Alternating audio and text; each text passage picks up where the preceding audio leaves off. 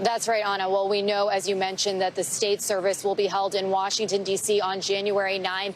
And in the days between now and then, we know that his body will be coming from Plains, Georgia, here to Atlanta in the Carter Center, where there will be a service and then also an opportunity for the public to come inside and see his casket and pay their respects. There is a makeshift memorial that's growing outside of the Carter Center here. People have been stopping by with flowers, candles, even a chalkboard that now reads, "We love you, President Carter." And we're starting to see similar things happening in his hometown of Plains, Georgia. Of course, he came from very humble beginnings. As you mentioned, he was the son of a peanut farmer. He grew up on a farm that didn't have any electricity or running water. And he's known as kind of the son of Georgia, the only person from Georgia ever to make it all the way to the White House. So today he's being remembered fondly here. He's really kind of the embodiment of the American dream, and so many of those characteristics that we're hearing world leaders and former presidents commenting on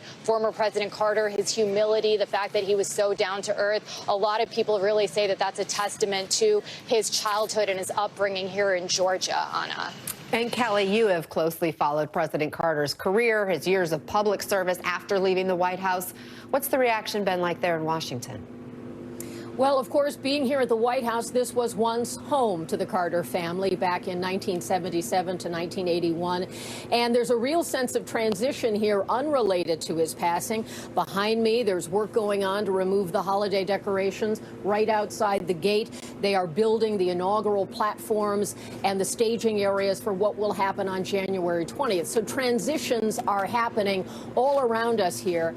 And it is notable that President Carter's passing would come at the final month of Joe Biden's presidency, because Joe Biden had endorsed Jimmy Carter as a candidate for president. They had a long relationship, and President Biden had also shown a lot of deference and respect and connection to President Carter and the Carter family. So it is then within the power of the sitting president to provide the authorization for the kind of state funeral we will see unfold over the days ahead. When a former president goes into retirement, planning begins long ahead of their eventual passing to plan for what a funeral service would look like. And Jimmy Carter was certainly very much involved in the planning of the range of events that we will see. This is also then timed by the fact we have the holiday with the new year. We have an important national event in January 6th with the certification of the electors for President Trump. And so that's its own event. And so they are keeping that separate. And so the Washington events will begin after that point. We will see a lot of outpouring. And certainly what is notable about a life that is so long is that there are many people who would have been contemporaries of Jimmy Carter who have also passed. So there's a bit of those who remember him, as well as a historical sense that's unfolding for the generations who are learning about him now. Anna? Priya and Kelly, thank you both. Peter, you wrote Carter's obituary in the New York Times, where you write, quote, "Mr. Carter's presidency is now treated more kindly by many historians. Reassessment fueled not just by what he did in office, but what he did after leaving office. His post-presidential legacy is truly unmatched. How did he redefine the years after the Oval in his own terms?" Yeah, I mean, no question about that. Look, remember, he was in the White House for just 4 years, but he was out of the White House for more than 40 years afterwards, a time that he used to extend and build on the legacy of his time in office, but also to go beyond it, right? He often said that he could get some things done as a former president that he couldn't get done as president. His humanitarian work, his efforts to fight disease, his efforts to bring peace in various parts of the world really brought his stature to a new high, and in fact earned him the Nobel Peace Prize in 2002. So a lot of people who may not remember his presidency, which was at this point, of course, a number of years back, do remember him as a former president. And so you see in polls, for instance, a poll by Gallup last year asked Americans, well, do you approve of the way Carter handled his presidency? 57% said yes last year. That's 20% more, roughly, than felt that way at the time of his presidency, which I think reflects upon people's views of him and the way he has conducted himself, the way he has dedicated, his life and post-presidency to greater causes than just simply cashing in or making money like other former politicians. And Eleanor, this is a guy who knew how to use a hammer and a drill. You say you learned the most about Carter when you built houses with him, volunteering alongside him one summer at Habitat for Humanity. Talk to us about that experience and how you see his life of public service. Right. Well, we stayed in the dorms at Agnes Scott College because it was an Atlanta housing project, and the bus would take everybody out to the work site to arrive at 7 a.m. And you look out the window and there was Carter jogging along.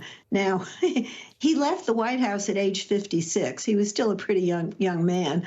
And so he dreamt big. He initially envisioned the Carter Center as a mini Camp David, where he would bring warring parties together and do what he did best, which was his diplomatic achievement of bringing peace between Israel and Egypt. That evolved into the Carter Center, which does more than peacemaking, gets into global health and social inequality and lots of good things. But when Carter was working, he was a serious craftsman. He was a good carpenter, by the way. And the people who came to Habitat for Humanity were almost like a Jimmy Carter cult. And that began soon after he left the White House, actually. He was maligned in general by the Democratic Party and certainly the Republicans, but there was always a core of people, the peanut brigade, you might call them. And he didn't want to waste time taking pictures with anybody. So everybody would go to the work site and 40 minutes would be set aside in the middle of the day and a line would form and he would sign J. Carter, J. Carter. He wouldn't even look up. Despite that big smile, he wasn't all that congenial because he was too busy working all the time. And psychologically, his father and his three siblings all died in the prime of their life, really. Because of pancreatic cancer. And his mother, though she lived into her 80s, also, there was the same disease that took her. Wow. So I always felt that he was a survivor in the family. He had to excel for everybody. And he needed to make money. The peanut business was in disrepair after his 4 years in the White House. He wasn't going to make speeches for money in front of corporations, and I don't think they would have invited him. He was not a big friend of big business, and I don't think he ever picked up a golf club.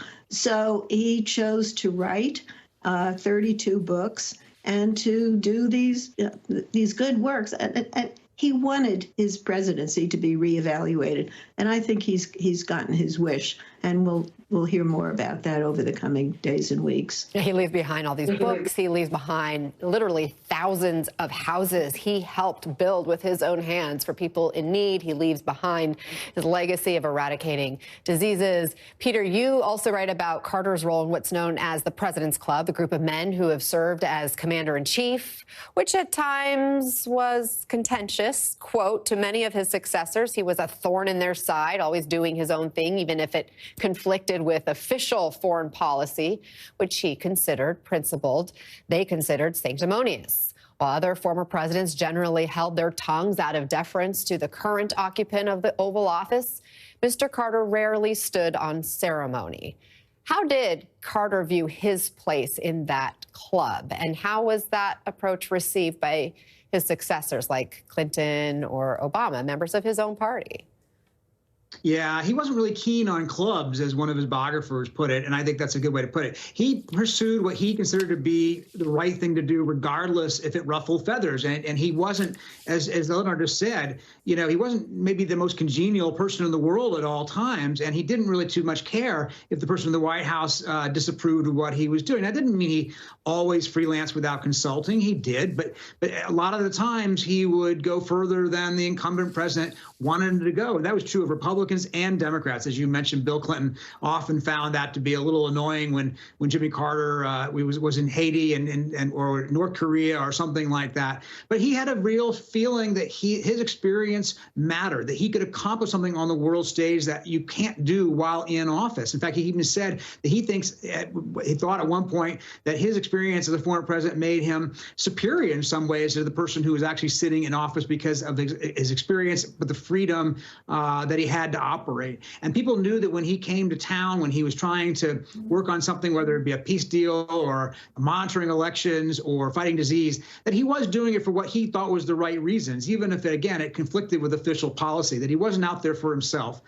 So I think that got him a little bit of leeway, even when he did, leave a few nerves raw in the Oval Office. Eleanor, a complicated presidency and a post-presidency that redefined life after the White House. As we've touched on, he was a peacemaker, a home builder, a disease fighter, elections monitor, and so much more. What was behind all that drive? Why Not the Best, which was his first book. He went to the Naval Academy, and God, what was the name of the famous naval captain who said to Carter, how did you do? And Carter came in, I don't know, second, and he said, why not the best? And so he was such a striver. Even in the White House, when he would get his hair cut, he brought in a barber that could speak Spanish, so he could work on his Spanish while he was getting his hair cut. And that was a controversial move because the same barber had been servicing presidents for years, and Carter upended that. He had little tags put on, or placards put on every tree on the White House grounds so that he could identify the foliage. I mean, he excelled at so many things. He never seemed to want to waste a single minute. And he was not a schmoozer, as Peter referred to. He didn't like to have members of Congress over and shoot the breeze over drinks. In fact, his White House was a teetotaler White House. And he didn't get along with the Democratic leaders as well as Ronald Reagan did, to be honest. So I think that was a failure and a misstep. But he did have big Democratic majorities when he first took office. And so he does have a lengthy list of accomplishments. But unfortunately, we often remember presidents for their biggest failures. And his big accomplishments should be right up there. The peace treaty, certainly, between Israel and Egypt, and his recognition of climate change and his attempts to wean us from oil. So he was a man ahead of his time in many ways, and I think you're going to see Carter acolytes really refuse the notion that he represents an era long gone. If we can't figure out how to get along in the future, so I think he's more of a man for all seasons. We could certainly use somebody like him again today. But he wasn't a big personality. He even banned "Hail to the Chief" playing when he first walked into a room. He later reversed that. He was so intent on carrying forward the humility that was a reaction to the excesses of the Watergate era, that he overdid it. And I think the country was looking for a bigger personality, and they got that with Reagan. It's a transition that's rather similar to today, from Biden to Trump also. Interesting. Oh, you both are such wells of knowledge. Thank you very much for sharing all of that with us about a truly one-of-a-kind kind of man as we honor former President Jimmy Carter. Peter Baker and Eleanor Clift, appreciate you joining us. We will have much more on Carter's life throughout the hour, and also ahead, the investigation into the deadliest plane crash in South Korea's history. Could a bird strike be to blame for that horrific tragedy? Plus, stunning new video, the moment a high-speed train in Florida crashes into a